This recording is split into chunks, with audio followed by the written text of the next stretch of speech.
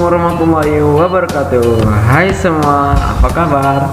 Sudah siap belajar pada hari ini? Kalau begitu, siapkan buku dan penanya ya. Pada hari ini kita akan belajar tentang anatomi perangkat keras komputer. Nah, apa-apa saja anatomi perangkat keras komputer itu? Mari kita lihat. Nah, yang pertama ada prosesor, yang kedua memori, yang ketiga motherboard, yang keempat casing, yang kelima power supply, yang keenam hard disk, yang ketujuh optical disk drive atau CD-ROM, yang kedelapan CPU cooler, yang kesembilan auditional card, yang ke-10 main peripheral, dan yang ke-11 auxiliary peripheral. Nah, ini adalah anatomi perangkat keras komputer. Nah, apa saja kegunaannya? Mari kita lihat. Nah, yang pertama itu ada prosesor. Nah, prosesor ini adalah bagian terpenting atau alat penyimpanan kecil yang punya kecepatan akses cukup tinggi, atau orang-orang disebut juga dengan otak dari komputer. Ini adalah gambar prosesor. Mungkin ukurannya tidak terlalu besar, mungkin kira-kira seperti ini, segini kira-kira. Nah, ini adalah alat prosesor. Bagi yang belum pernah lihat, ini dia prosesor. Nah, yang kedua itu ada memori. Nah, memori ini ada dua, yaitu RAM dan ROM. Apa itu RAM? RAM adalah random access memory. Terdapat dua jenis RAM, statik dan dinamik. RAM bersifat volatil, yaitu jika tidak ada listrik maka isi memori hilang. Jadi RAM ini bersifat sementara. Nah, ini adalah gambar dari RAM. Nah, yang kedua itu adalah ROM. ROM, apa itu ROM? ROM adalah read only memory. ROM adalah tempat penyimpanan data permanen pada komputer. Artinya, program atau data yang disimpan dalam ROM ini tidak mudah hilang atau berubah walaupun elemen listrik itu mati atau dimatikan.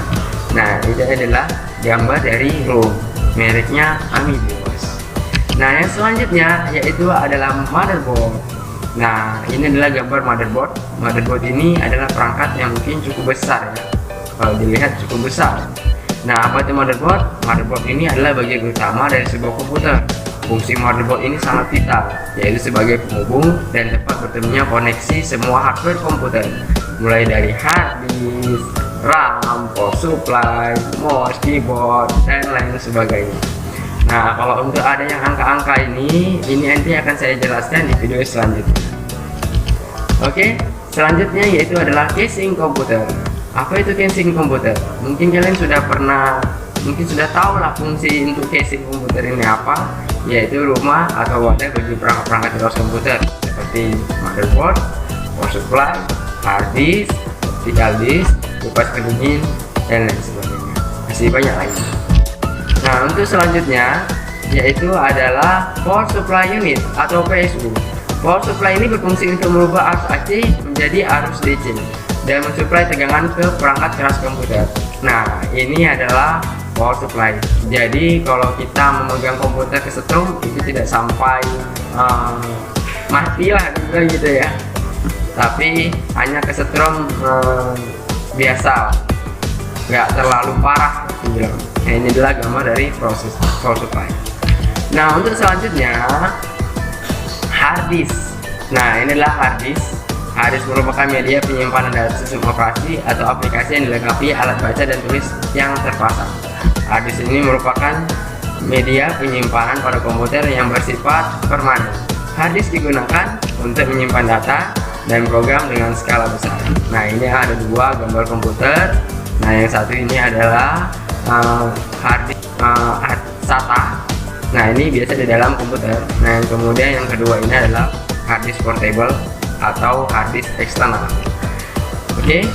Nah, untuk selanjutnya yaitu ada optical disk drive atau CD-ROM.